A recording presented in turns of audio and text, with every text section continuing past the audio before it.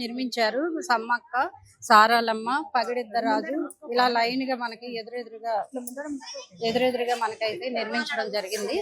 అయితే ఈ నిర్మాణాలు కూడా వీటి వాళ్ళ ఎవరైతే వనదేవతలు ఉంటారో వాళ్ళకి సంబంధించిన వాళ్ళ సాంప్రదాయాలు ఇవన్నీ కూడా ఈ ఆలయ గోడలపై చెక్కడం అయితే జరిగింది.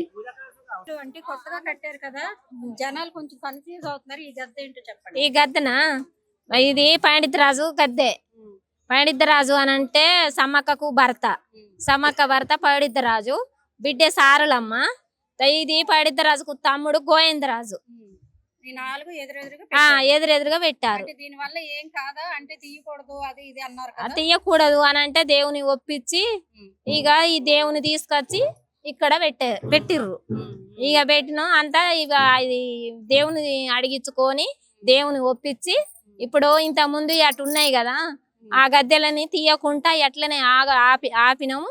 ఇక ఈ కొత్తగా తయారు చేయడం జరిగింది. ఇలా బాగున్నది, మంచిగా చేసారు. ఇప్పుడు అప్పటికంటే ఇప్పుడు బాగుంది. ఇంకా అంటే దర్శనాలకు కూడా ఇబ్బంది లేకుంటే వచ్చే ప్రజలకు కూడా బాగా సౌకర్యంగా మంచిగా చేశారు.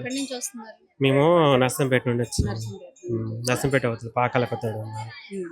ఇప్పుడు అంటే గోడల మీద కూడా ఈ సంస్కృతి సంస్కృతి అంతకు ముందుకు లేవు కదా ఇవన్నీ. సంస్కృతి గురించి ఇప్పుడు అవన్నీ పెట్టి మంచిగా చేశారు, మంచి అభివృద్ధి చేశారు.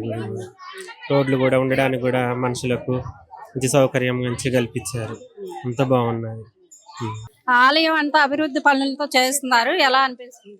బాగా అనిపిస్తుంది, మంచిగా చేస్తాను. ఎక్కడి నుంచి వచ్చారు? వరంగల్. వరంగల్ నుంచి. మీరు అప్పటికి ఇప్పటికి చాలా డెవలప్ అవుతుంది. చాలా డెవలప్ అవుతుంది.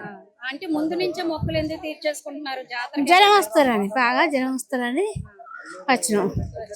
తీర్చుకున్నాం. మేము కూడా హన్మకొండ నుండి వచ్చినామండి. చాలా డెవలపింగ్ ఉంది. ఆదివాసీ సంస్కృతి అన్ని గద్దెల మీద అన్ని కనబడుతున్నాయి. బాగుందండి, చాలా బాగుంది.